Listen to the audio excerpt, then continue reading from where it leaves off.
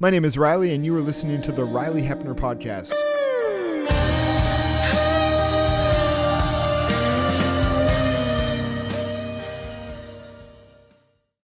Well, James, your new book is John of History, Baptist of Faith, the Quest for the Historical Baptizer. This is out not too long after you've already released one book on John the Baptist, though I think not to the scholarly community. This one's a little more aimed at that audience. What inspired this one to be written then, John of History? What drew your focus to John the Baptist, again, in a way that you needed to speak into the scholarly community? Yeah, so thank you. Those are great questions. When you work on a book or books, you don't always get to tell the story behind them, Okay. and this gives me a chance to do so. Uh, this was my first project where I tried writing two books simultaneously. Oh, Um, so you were writing these at the same time. yeah, Oh, yeah, awesome. Okay. and the thinking was twofold. One is that I've tended to, take my academic books and try to nonetheless make them accessible to a general audience, which doesn't always work. Or I've written, squarely for a general audience, but have then put way too many footnotes in and too much information in that people don't necessarily want, and certainly don't want in their sort of first encounter with the topic. Sure. And so I decided this time to write something that was just genuinely for everyone, Okay. and then something that was genuinely for scholars or people who want to dig really, really deeply into things, which is not just the scholarly community, but anyone who would read the kinds of books that academics write for each Mhm. other, right? And I know there is a much larger audience for those in biblical studies than just among scholars. So that was one thing. The other was that often in fields like historical Jesus studies, or looking at Paul the Apostle and his life and his theology, often a scholar will make deep dives into some challenging questions, look at one specific text and try to make sense of it, and that doesn't always then get coupled with or followed up with an attempt to see the big picture. Like how does that piece fit into the bigger picture? How does it change our understanding of the life of Jesus or the theology of Paul or whatever else? And so these two books are really intended to be complementary. Didn't just take one book and then expand it for scholars, or take a scholarly book and then trim it for general audience. One is trying to tell the big picture story of John's life, Okay. and the other is trying to answer some of the more challenging questions on the way to that, or to address some of my more controversial views. Not necessarily controversial in the sense that you can't make a good case for them, but in the sense that they're not what people have generally tended to assume. Sure.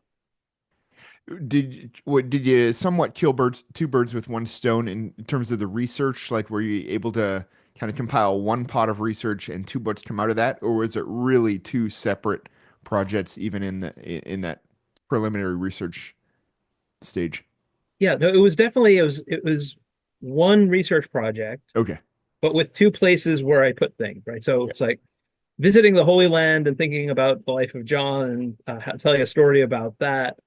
Um, you know, doing the big picture thing, telling anecdotes, making contemporary illustrations and comparisons. That had a place, and it went over here, and Okay. then trying to uh, you know Syriac prayers attributed to John the Baptist, that clearly goes over here, right? And Yeah. that's Okay. reconstructing hypothetical infancy narratives and things Okay. like that. So it was I think one thing that was advantageous was that I had a place for both of the kinds of things that I wanted to say about Mhm. John, uh, and the two different ways I wanted to say things about John, and being able to put them straight into their respective Word documents in this Yeah. case. Uh, really, really, I think did work well in terms of the process. What did the publisher think of this idea? Like, did you present this to them, or they were already kind of chatting about it with you? So what was really interesting about that was, I'd published my previous book with Erdman's and expected Erdman's to be interested in one of these books, Yeah. quite possibly. But they very quickly said they wanted both of them. Oh, okay. So, and that really did surprise me. I think it speaks well of the project and what came out of it. But I think it also made a lot of sense because Erdman's does general audience biographies with like sort of a religious theme or looking at religion in a person's life, and also does very high powered biblical studies stuff. And so Okay. I don't know that any other publisher would have reached those two prospective audiences Yeah. better than Erdman's. So it Yeah. was just delighted, but had not anticipated that. Yeah. Oh, that's awesome. Well, I had this question too. Like this book seems unique. I'm not uh as present in the scholarly community as you, so I don't know if some of these pursuits already exist, but is there an ongoing scholarly quest for the historical John the Baptist? Uh, or was that kind of is that a new thing too that you brought to the community? So there definitely have been books about John the Baptist, Okay. just far fewer of them than about, say, Jesus or Paul or any number of other figures. And to some extent, that's not surprising, right? We're told less about John Okay. in at least in the New Testament sources. We're told about the same amount about John by Josephus as we are about Jesus. But also the level of Christian interest, and thus of scholars whose interest is in the New Testament is driven by Christianity, has on the one hand been understandably sort of biased towards Jesus, as it were. But on Yeah. the other hand, John is clearly so important to our understanding of Jesus and the life of Jesus, how that whole thing gets started, that Yeah. I think he deserves more attention than he's gotten. And so there definitely have periodically been studies, and there are a few recent ones. There's several in Italian, just very Okay. recent, which is really striking. But Joan Taylor wrote a rather detailed study Okay. in a big book called The Immerser. Joel Marcus has a recent one. Uh, Edmondo Lupieri, Italian scholar, has had books in Italian, but also has had some things in English as well about Okay. John the Baptist. Is there kind of a community like there is in the quest for historical Jesus? Like I would say nothing quite no. shaped like that yet. Okay. Yeah, in the sense that it's been periodic, so there's been sort of spaces between. So it's actually just brand new this year that we have a program unit at the Society of Biblical Literature focused on John the Baptist. Okay. You might not be surprised to know that I helped get that started. Yeah. My interests have been moving in that direction for a while. Uh, yeah, it's been there hasn't been the same kind of sustained interest, so that Okay. conversations are happening year after year. They've been happening over a much longer period of time, and I think the real feeling was that there's not a lot new that we can say. It's just a Okay. question of tweaking things slightly, and I hope that even if most scholars end up being persuaded I'm wrong about a great many things I say in the book. It's inevitable. I'm going to be wrong about something, right? Mhm. I'm not infallible. But I definitely feel like I said new thing, right? I Okay. came up with some new ways of interpreting some of the evidence. I brought some neglected sources into the picture and made the case for their usefulness.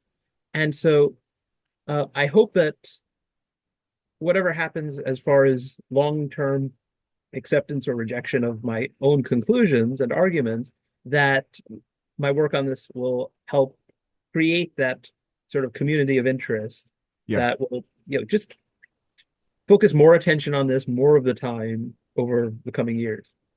How did it go over at Society of Biblical Literature the other week? Yeah, Were yeah. you So encouraged thanks by for the asking about that. The panel was vibrant, Okay. and there were definitely some scholars giving me some pushback over against their own portraits, their own understandings. Um, there were, disagreements about what I'm wrong about, and Okay.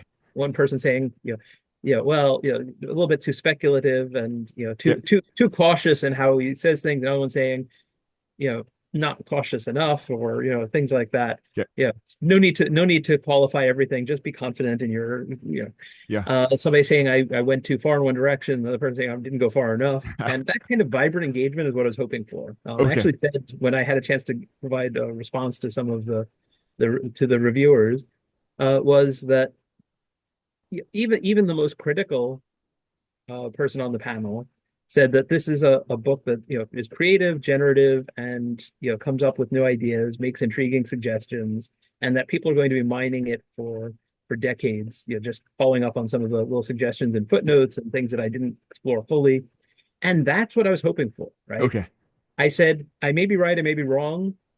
What I'm concerned is not to be boring, right? Hmm. Because there's been a lot of work which is not hasn't been boring by any means, but it's taking sort of what people have generally thought and tweaking it ever so slightly. Hmm. And I wanted to see if I could come up with some new ideas, right? And that the to the extent that you do that, I think the greater the risk that you're going to be wrong about one Yeah. or more of these things, because chances are that the reason everybody was leaning a particular direction is because you know that's the right way to go. Yeah. But we don't know until we try, and so Hmm. hopefully I was able to be creative in there. So not that disrupting was the goal, but you were hoping to stir the pot of John the Baptist a little, maybe of a topic that the water had become still in.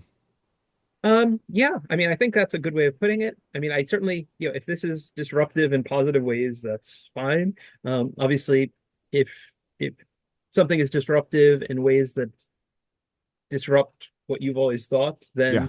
then the reception of that might not be positive, right? Yeah. I said to some people, if I'd had that kind of response from a couple of senior colleagues, Hmm.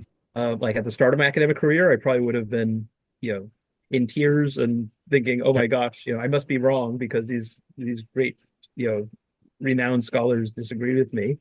Whereas now, I think, could be that I'm wrong, but Yeah. that was always a risk, and Yeah. so, go big or go home, right? Should So be is there some academic. level oh, sorry. I cut Well, you off. Is there some level that this book you wrote it hoping that it would energize yeah. other books and projects to come out of it? Like you're hoping it kind of restart even Yes, the yes, quest here? Okay. absolutely, absolutely. Um, at one point, I said this several times in the book, and it came up at the panel. At one point, I was seriously considering, do I just like set this project of making this one book aside and take each of the topics of the chapters and make it a book, Okay. because there was more to be said about at least many of them and maybe all of them. But I realized nobody wants that at this point, right? Except for me and a handful of other people, maybe, but not enough that a publisher would think it was worth doing it. And so I hope that this book, if I don't end up being the one to explore any of these avenues, Yeah. and the people who take some of the suggestions take them in very different directions, again, I'll be happy with that, right? Okay. I mean, my aim is not to have my views necessarily be right. I tried to make a good case for things that I thought were plausible and likely. But ultimately, if we get closer to the truth about John the Baptist as a result of this, because people, following up on my leads, find decisive evidence that I'm wrong or something like that, that's still progress, Yeah. right? And so, as you said, hopefully it's generative. Um, and I think the reactions, either things will not go in the directions that I've pointed, and the directions of my proposals, or the field will shift. Yeah. And there's no way of knowing in advance of publishing a book like this which will be the case. Um, Do you feel surprised that you're here? Like as you look back, did you foresee that, James McGrath would eventually be a John the Baptist scholar? That this would uh, be no, I did not. Yeah, and yeah, I think the way that came about is certainly sort of roundabout. There is a thread that runs from where I started with my doctoral research yeah. all the way to here, because I started on the Gospel of John, but didn't write a lot about John the Baptist in the Gospel of John, even So though where he. yeah, where was your dissertation focused? So it's focused on the Gospel of John and its portrait of Jesus. Okay. And what did lead more directly to this was that that group known as the Mandaeans got on my radar Okay. then. But the assumption among New Testament scholars, I'd say even to the present, although hopefully, again, some of what I've written is shifting that. But the assumption when I was doing my dissertation was that these were sources that people, scholars had once thought were relevant, and now we're quite sure they're not. But those are sources that come from the Mandaeans are a group that claim to be followers of John the Baptist, right? They hold Okay. John the Baptist in high esteem, and they don't hold Jesus in high esteem in that way. And so the possibility that these religious people who are still with us today and their sacred texts in a dialect of Aramaic ultimately stem from a branch of John the Baptist's movement that didn't become part of Christianity is a real one. And so uh, they came on my radar.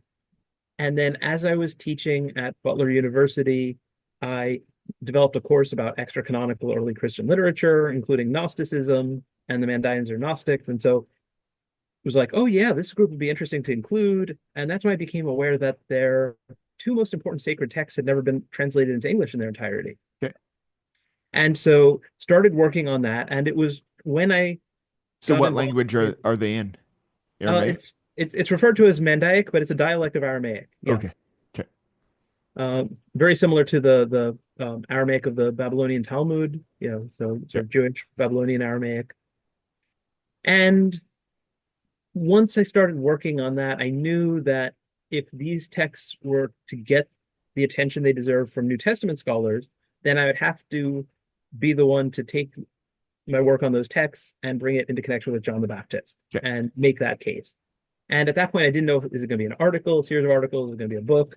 But yeah, as I was working on some of those texts, I started thinking more about John as a historical figure. Also was doing things about the historical Jesus in the meantime. And so all of that just got me really excited about trying to answer some key questions. Okay. And questions that are, I think, surprisingly neglected. Like, how does baptism for the forgiveness of sins ever get invented? Like, how did Mhm. somebody come up with that idea? Uh, and of course, you could say, well, divine inspiration, of course, right? But scholars want to have some sort of historical explanation. When people, if we think about composers being inspired, we think about prophets and agents of change and any sort of figure that we think of and refer to as inspired, either in the strict religious sense or in the broader sense. It's never just a question of individual creativity, insight, and illumination. It's also about upbringing and family context and historical context and culture. And so just became very interested in seeing, can we answer some of those questions? Mhm. Because baptism as a ritual is so taken for granted by Christians, such a part of Christianity, however much we might argue about who should be Yeah. baptized, what point in their life, and by what means. But the fact of it is so taken for granted that realizing, yeah, there was a time when this wasn't a thing. How did it become a thing, right? And it happens before we're talking about Christianity, right, with John the Baptist, and potentially looks rather different when John is doing it than what becomes Christian baptism. And those are important questions for anyone who's interested in understanding Christianity, right? Mhm. Christian ritual, Christian conversion, things like that. And so it's just one of the many questions connected with John the Baptist that I hope will get more attention and different sorts of attention compared to what's been the case thus Okay. far. I mean, the Mandaean sources are obviously a big part of this book. What is the maybe even at SBL, what is the pushback with the Mandaean sources? Like, why would some people say, no, James, that's not legitimate to base your study on these?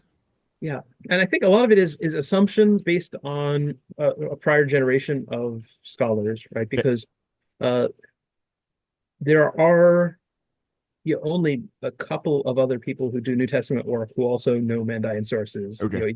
even somewhat. Just because the assumption for a while has been that they're not relevant, and the reason that assumption came about is because in the first half of the 20th century, there were scholars, in particular in New Testament studies, Rudolf Bultmann, Mhm. who became a quite famous and influential figure, plugged in Mandaean sources as New Testament background and said Okay.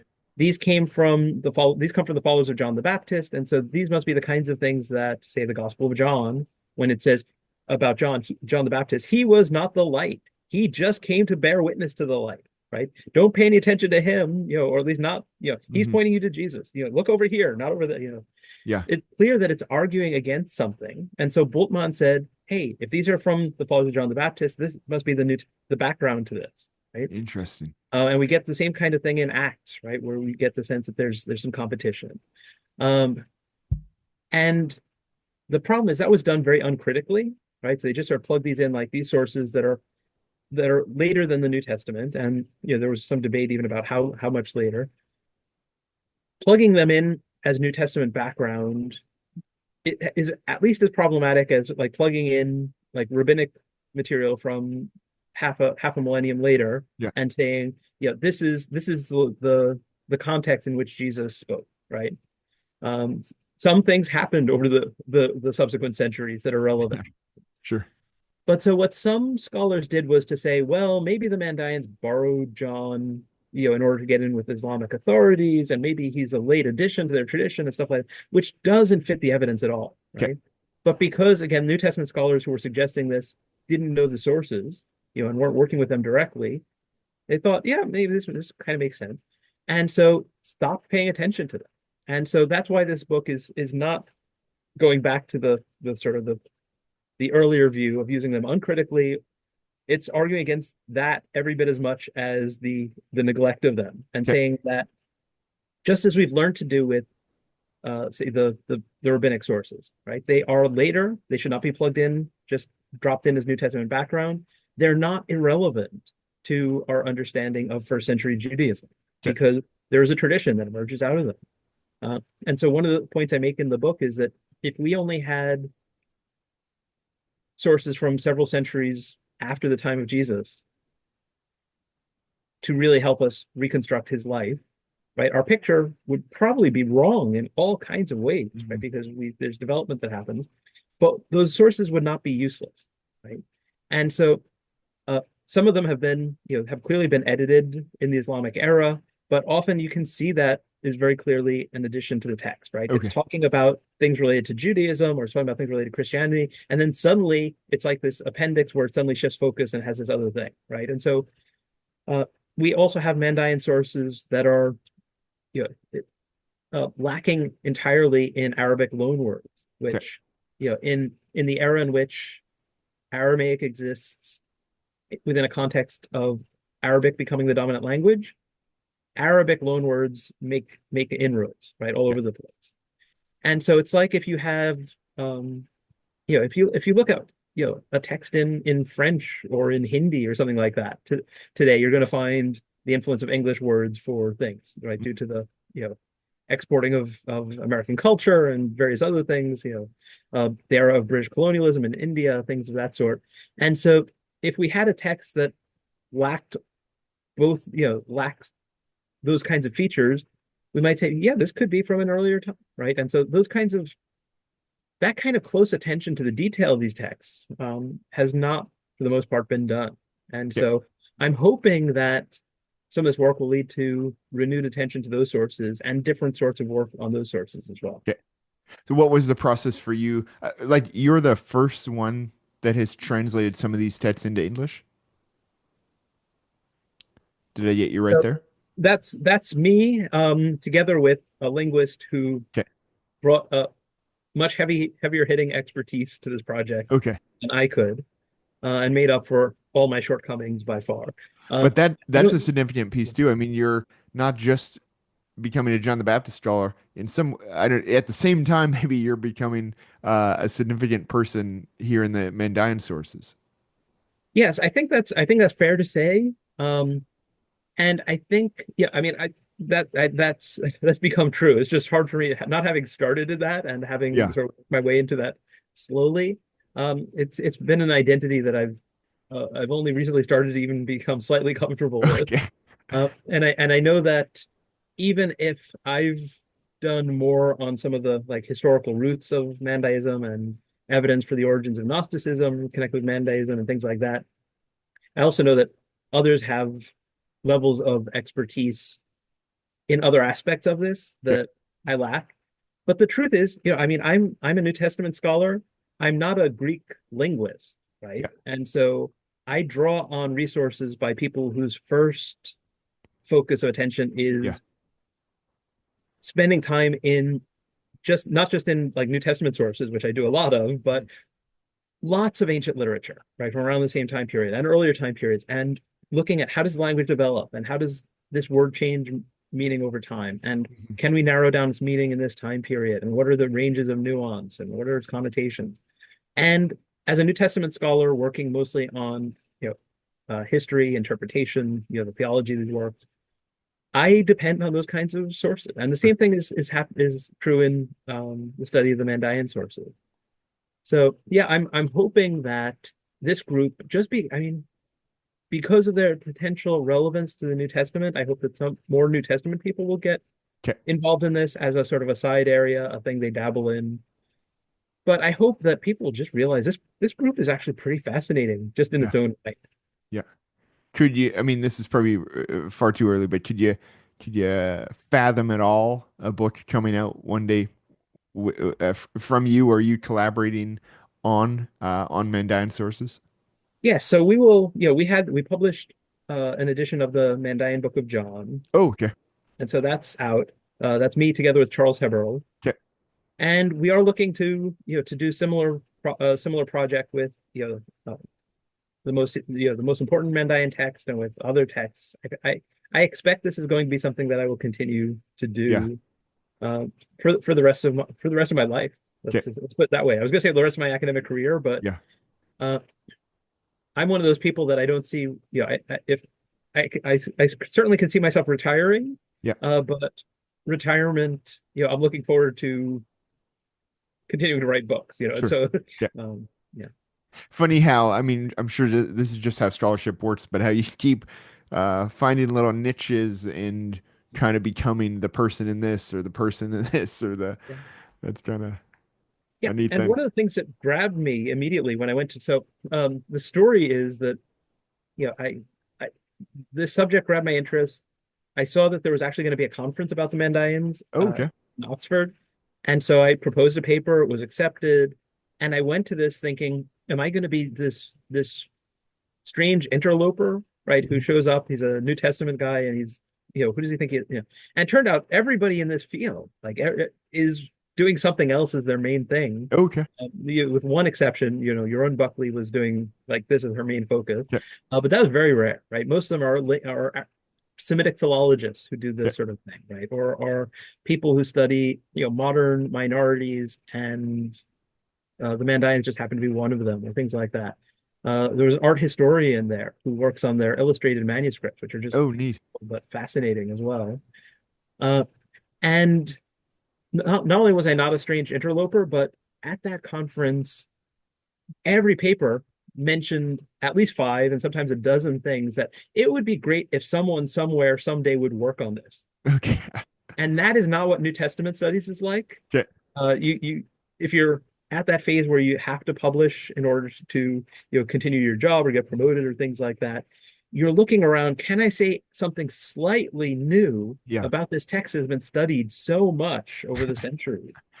And so if you step into a field where there's a lot of wide open space, you Hmm. have a chance to contribute in all kinds of ways, but you Yeah. also come to appreciate more just how beneficial it is to have so many shoulders to stand on, and the fact that so many people have done so much work. And so you're just, it's like, if you're trying to find the tuning to get your TV station and, to be in, if you have no idea where it is in the frequency spectrum, you Yeah. might never find it, right? If Yep. somebody's got it and it's just all you have to do is tweak it, right? Because it's like a little bit Hmm. fuzzy. That's what we're doing in New Testament scholarship, Yeah. right? Whereas Yep. in the study of Mandaeism, there are texts that we don't have English translations of them, at least not ones made by scholars. We don't have academic commentaries on them.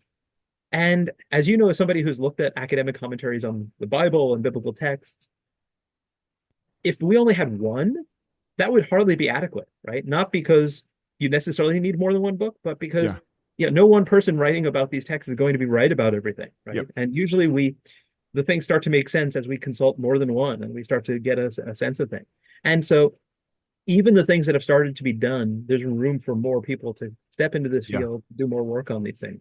That's going to be very exciting. I mean, I think of it like in the climbing world of finding something that you can do a first ascent on, which is Yeah, always yeah, I mean, with so many people climbing, a hard thing to find. I'm right now trying to develop a proposal to get into a doctoral program in New Testament, and it feels like kind of like what you're saying. Every time I'm like, I think I found something. I'm looking in the Gospel of Mark, like yeah, I think I found something, and then I open that door and see that the room is already full.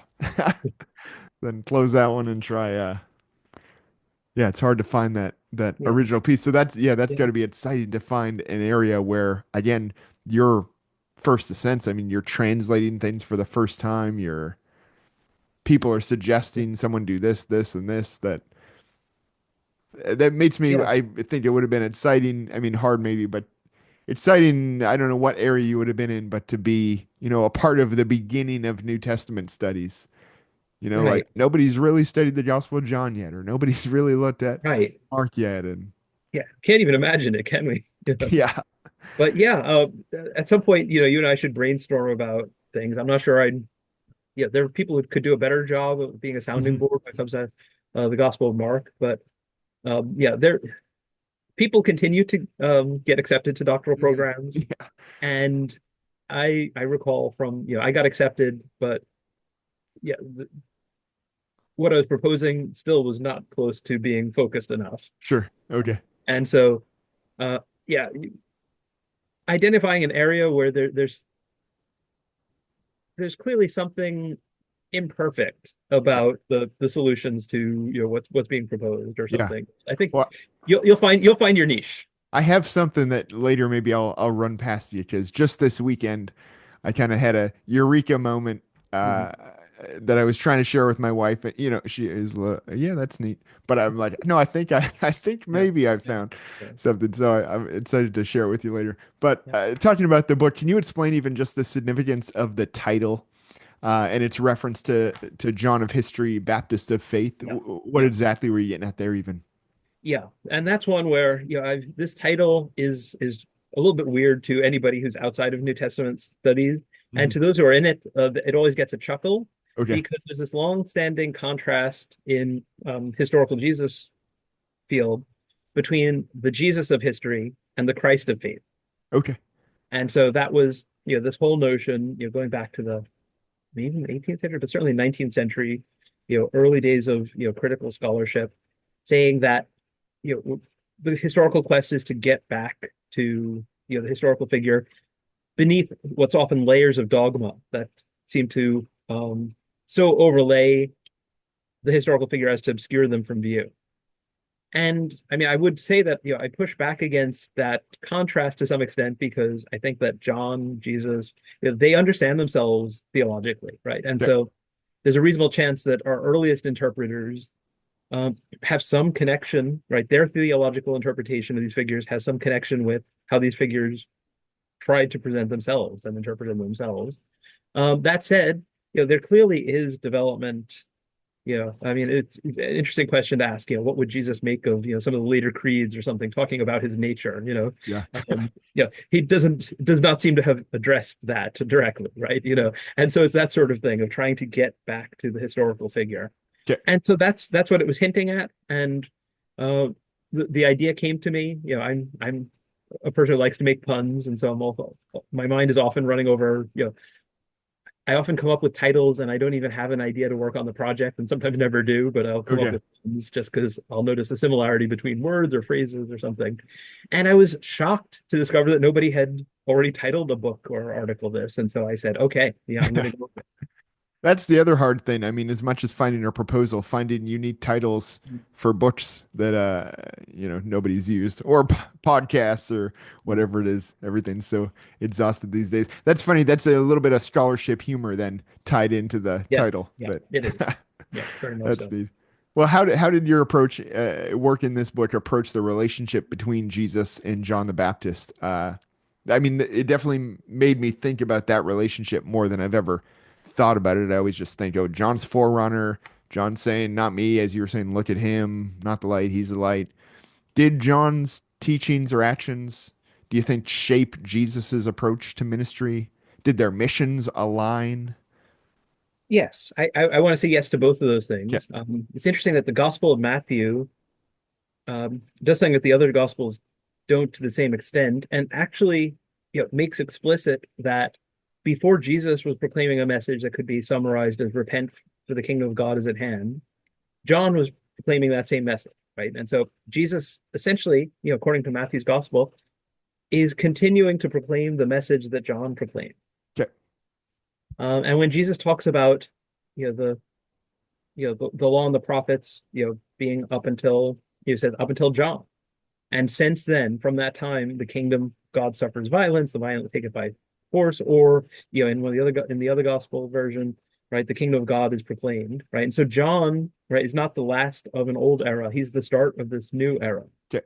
Okay? Um, and so clearly Jesus understood John to be significant. That when he's questioned about his own authority, he makes reference to, he's like, okay, well, I'll answer your question when you tell me, what's the authority for John's baptism, right? So Hmm. he links himself.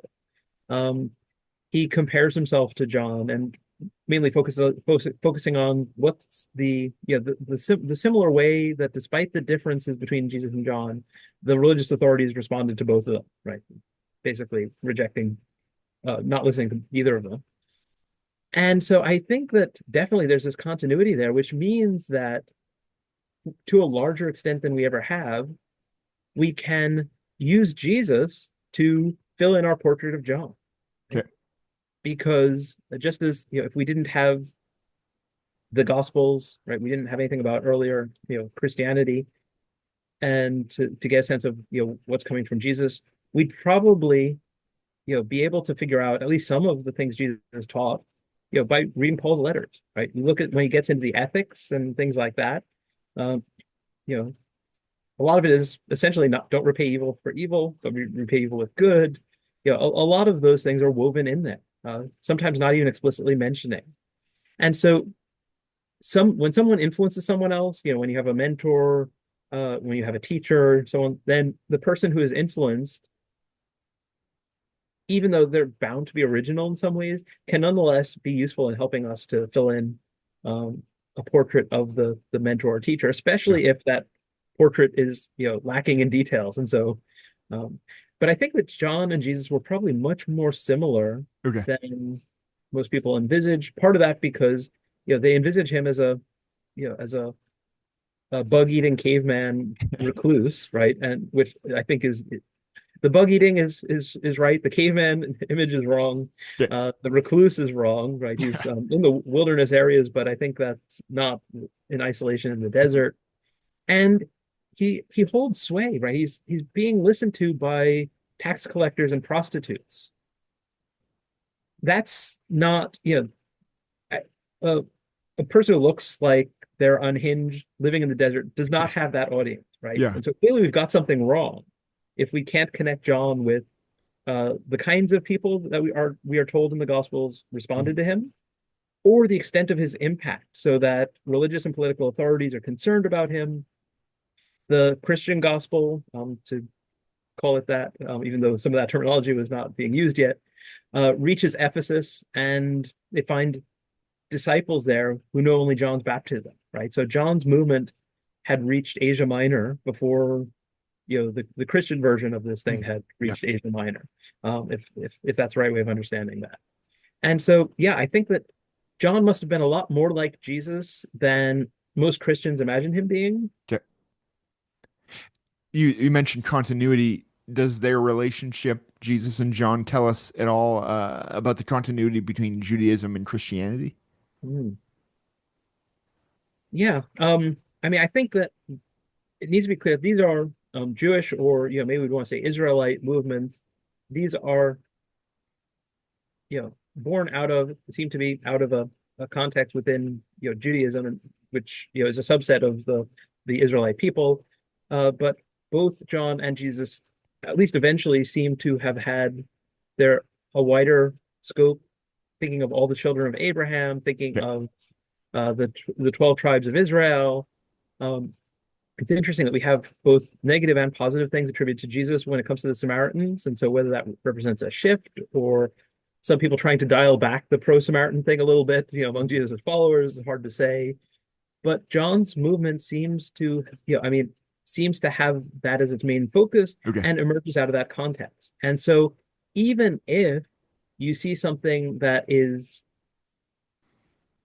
developing in the directions that would eventually become part of Christianity, which eventually becomes a separate religious tradition over against Judaism, what we have to realize is that at its start, this is just a form of Judaism. Yeah. It's a it's a kingdom of God focused, apocalyptic, messianic, whatever form of Judaism, but that was not at odds with it being a Jewish movement, Okay. right?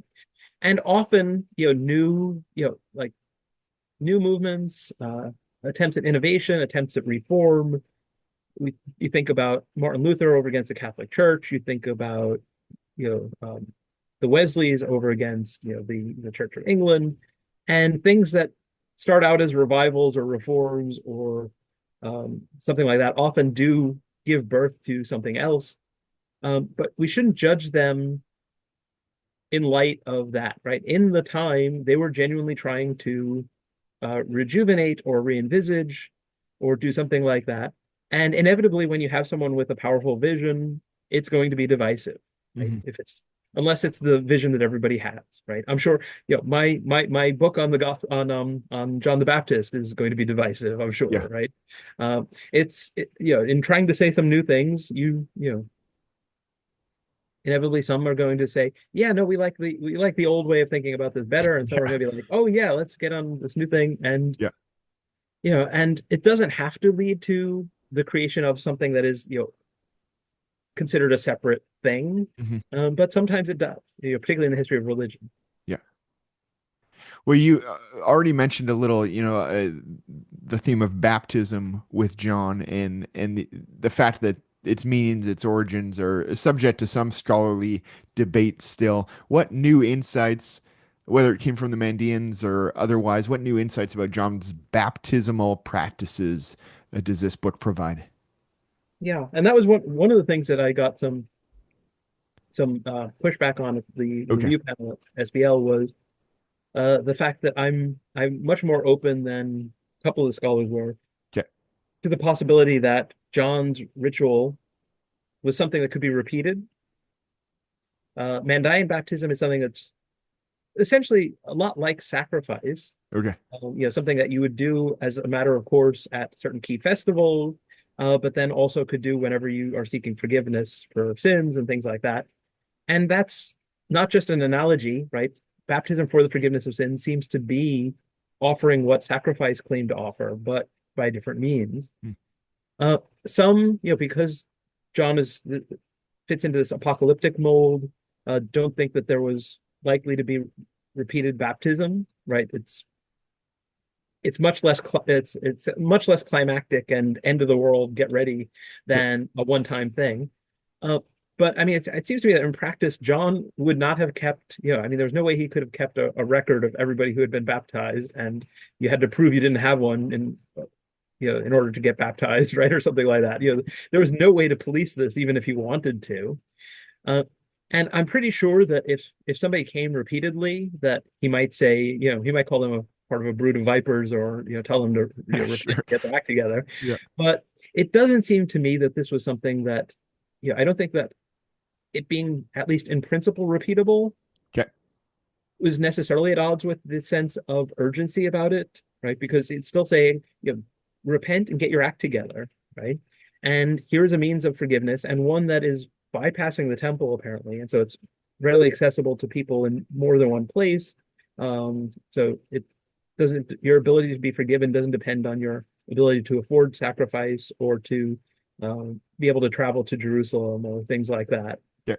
And so I think it was, probably went hand in hand with his vision for social and economic justice, right? Giving access to forgiveness as part of this call to the people to finally do what God had called them to do. Hmm. Okay. That's fascinating. I've never even thought about the idea that, like, where do we get the idea that baptism is a, one time thing?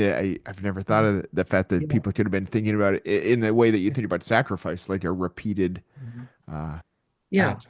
I think the thing to point out is that the one-time thing makes a lot of sense if when you have this connection with the symbolism of Jesus dying Sure. and rising again, being united with him. That's the symbolism that Paul attributes to it.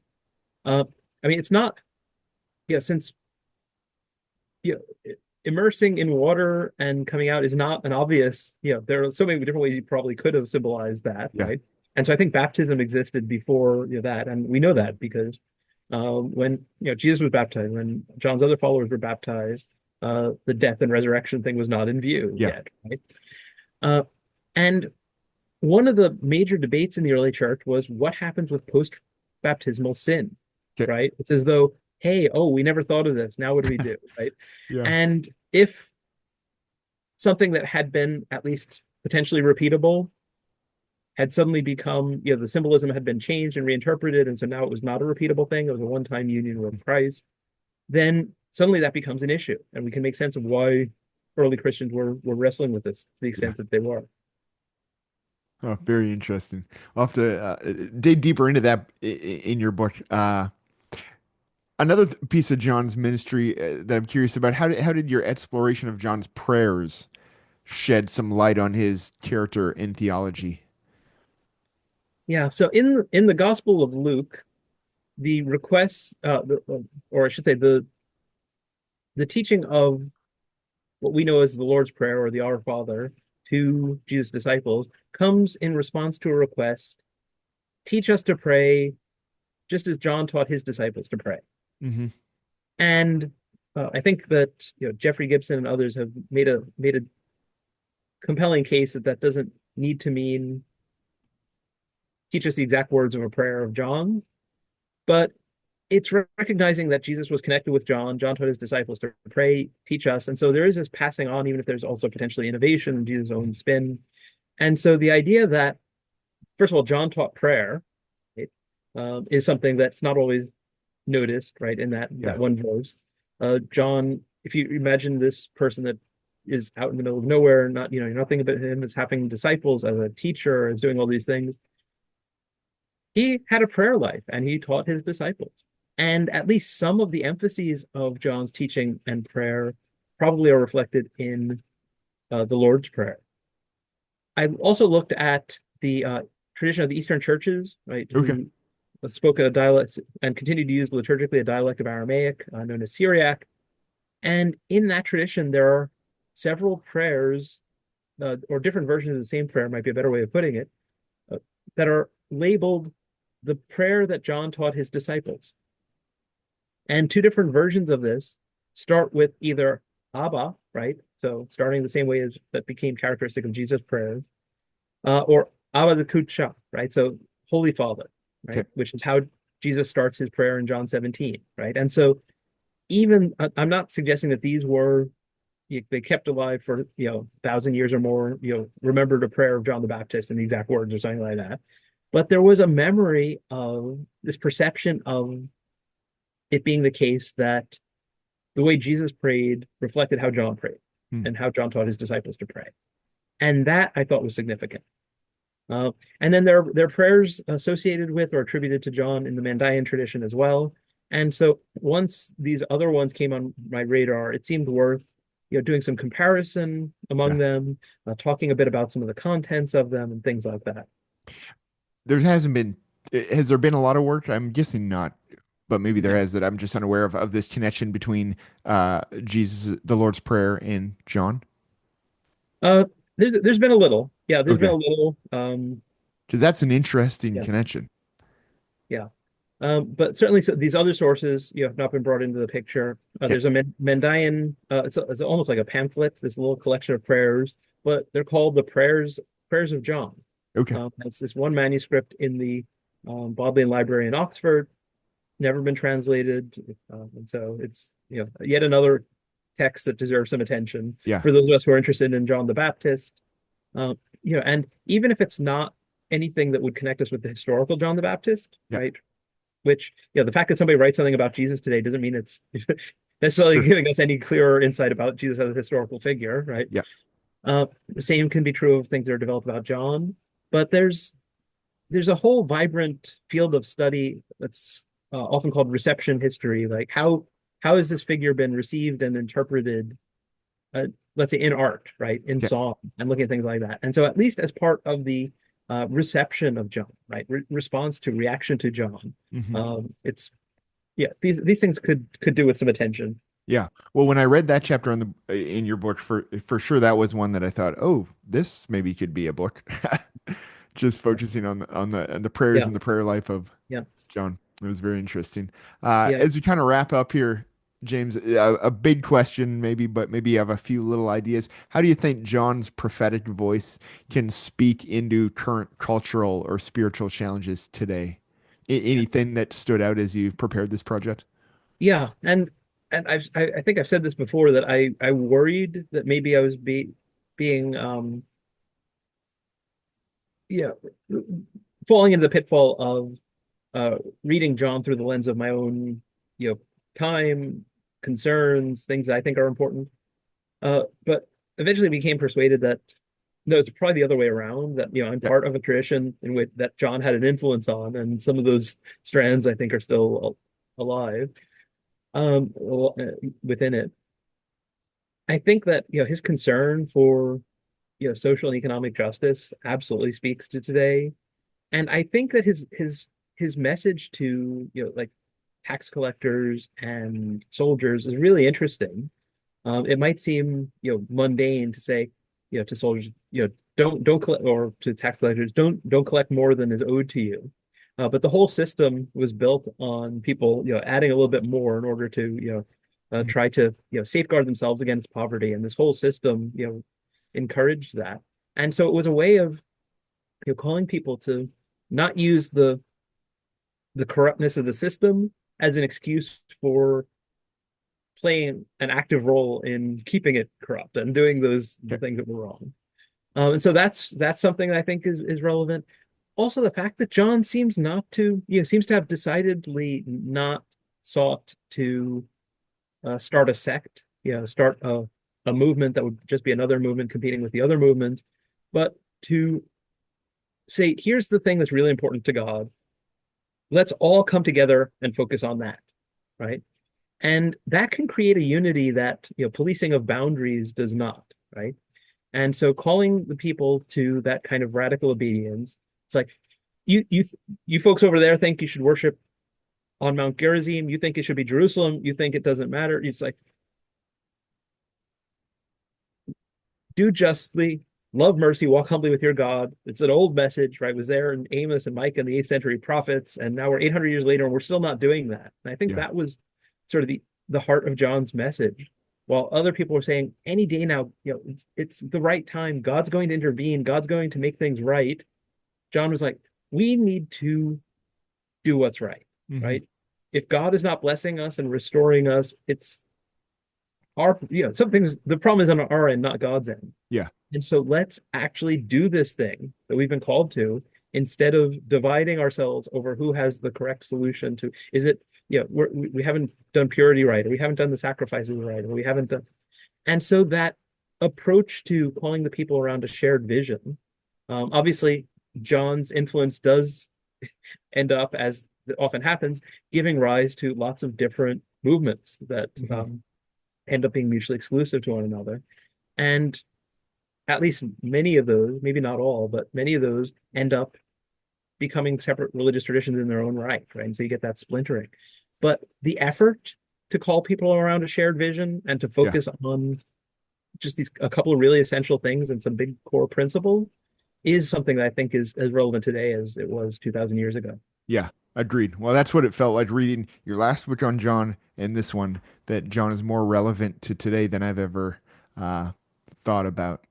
And on that note, too, I mean, in thanking you for this book, James, I mean, the effect that it has had on me is, and I would imagine this is the effect you were hoping, just to get those conversations going. I've just never thought about John or been as excited about John as I have since, again, reading the last one and now this one. So I'm not a part of those scholarly conversations, but definitely my brain and my devotional life, my preaching is, taking John into more account than I have before. So I appreciate that for myself. Yeah, that's Uh, great. And that was, as often happens with books, that was what happened to me, which I then Okay. passed on through writing this.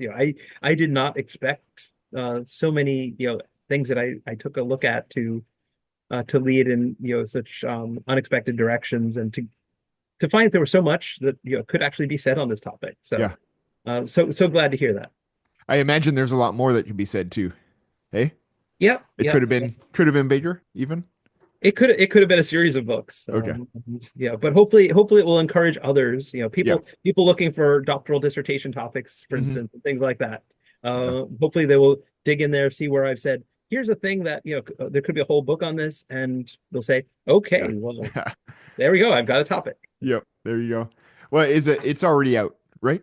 Yeah, it's out. Okay, so where books are bought and sold, you can get John of History, Baptist Faith, Quest for the Historical Baptizer. Even though it's written for the scholarly community, I felt like the language was not so technical that it wasn't available to proficient readers that are not in that world.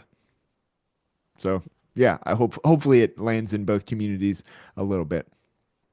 Well, thanks for the conversation, James. Appreciate it as always, and I'll look forward to chatting again after your next project, whether that's the Mandaeans or whatever comes next. Yeah, sounds great. Great. Always great talking to you, Ryley.